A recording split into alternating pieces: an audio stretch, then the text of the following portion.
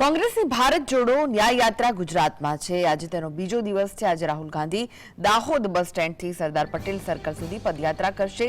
લીમખેડામાં આંતરરાષ્ટ્રીય મહિલા દિવસ પર કાર્યક્રમમાં હાજરી આપવાના છે અને લીમખેડાથી પીપલોદ અને ત્યાંથી પંચમહાલ જિલ્લાના ગોધરા પહોંચશે।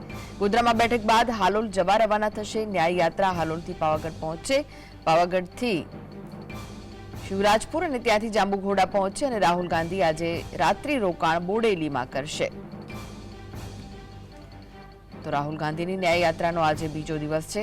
समग्र आदिवासी पट्टा की मुलाकाते है राहुल गांधी। त्यारे गोधरा में बैठक बाद हालोल जवा रवाना थवाना छे। हालोल थी पावागढ़ पहोंचवानी छे न्याय यात्रा। तो पावागढ़ थी शिवराजपुर और बाद में जांबुघोड़ा न्याय यात्रा पहुंचे। राहुल गांधी की न्याय यात्रा आज बीजो दिवस है। त्यारे न्याय यात्रा बोडेली खाते रात्रि रोकाण थशे।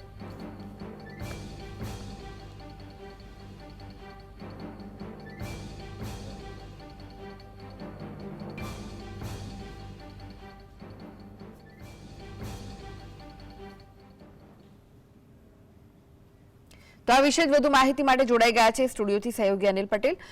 અનિલ, ન્યાય યાત્રાનો આજે બીજો દિવસ છે, અનેક વિસ્તારોને આવરી લેવામાં આવ્યા છે।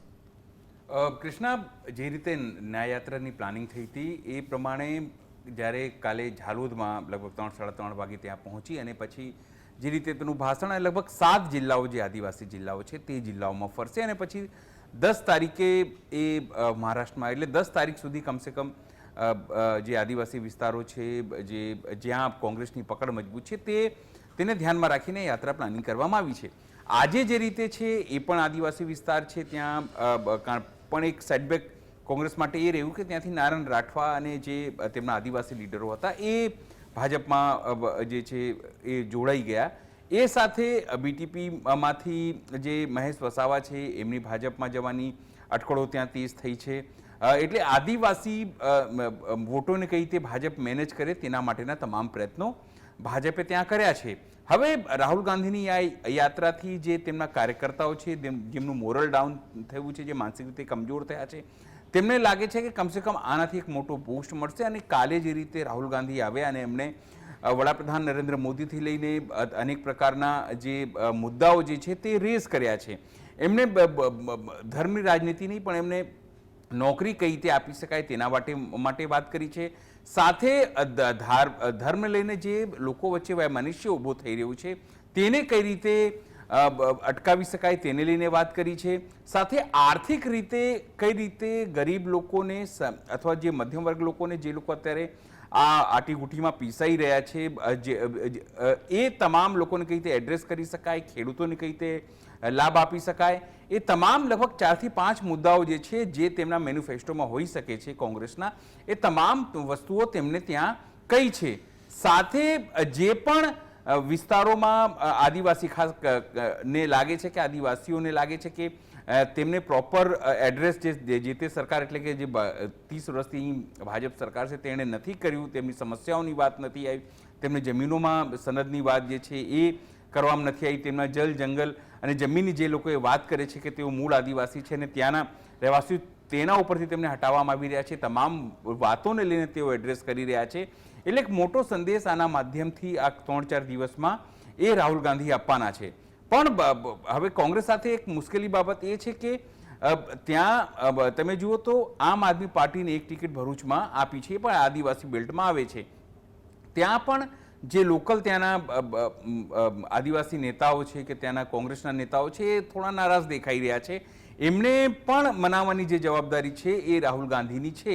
એ સિવાય હવે તમારે 2024 માટે ઉમેદવારોની પસંદગી કરવાના છે। રાહુલ ગાંધી તો પોતાની યાત્રા આ કરી લેશે અને એક જે મેસેજ આપવાનો પ્રયત્ન એ કરશે, પણ સવાલ એ છે કે તમે સમગ્ર ચૂંટણીનું જે પ્રબંધન છે, મેનેજમેન્ટ છે, એ તમે કઈ રીતે કરો છો? કારણ કે માત્ર આદિવાસી બેલ્ટથી કદાચ એટલી બધી સફળતા ન પણ મળે, પણ લાગે છે કે કોંગ્રેસ એવું માનીને ચાલી રહી છે કે તેમને માત્ર હવે આદિવાસી વિસ્તારોમાં જ પ્રભાવ રહ્યો છે અને એટલા માટે આ એક જે યાત્રા છે એ તમે જુઓ કે સૌરાષ્ટ્ર રિજન કે તમામ જગ્યાઓ જ્યાં ભૂતકાળમાં કોંગ્રેસનો પ્રભાવ રહ્યો છે, 2017માં ચૂંટણીમાં જુઓ તો તમે મહત્તમ તેમના 30 થી 35 જે ધારાસભ્યો છે જે તે સમયે 2017માં એ પાટીદાર અનામત આંદોલન હોય કે એની અસર હેઠળ ત્યાંથી આવ્યા હતા, પણ એ સમગ્ર રીઝનને જે છે તે બાદ કરીને માત્ર જે ક્રિટિક લોકો કે જે રાજનીતિક વિદ્વાનો છે એ માની રહ્યા છે કે એ માત્ર આદિવાસી બેલ્ટને રાહુલ ગાંધીએ અથવા તો જે લોકોએ એનું પ્લાનિંગ કર્યું હશે એ ક્યાંક ને ક્યાંક એમાં કચાશ રહી ગઈ છે. તે સિવાય લગભગ 400 કિલોમીટરની યાત્રા, ક્યારેક ગાડીથી તો ક્યારેક ચાલીને એ તમામ વસ્તુઓ કરવાના છે, પણ વિશ્વાસ કેટલો મોટો ત્યાં પેદા થઈ શકે છે કૃષ્ણા, એક જોવા જેવા બાબત છે. હા, ભાજપ પોતાની રીતે કોંગ્રેસયુક્ત થઈ રહી છે. એવું કહેવાય કે તમામ જે કોંગ્રેસના જે નેતાઓ છે એને હજુ પણ એવું કહેવાય છે કે ભારત જોડો ન્યાયયાત્રા પતી જશે, એના પછી પણ જે 13 ધારાસભ્યો વધ્યા છે કોંગ્રેસના, એમાંથી બી કેટલાક લોકો તોડફોડ કરીને ભાજપ લેવાની છે. હવે કોંગ્રેસ ઉપર છે કે કઈ રીતે સમગ્ર વસ્તુઓને મેનેજ કરે છે. જી, આભાર અનિલ સમગ્ર માહિતી આપવા માટે.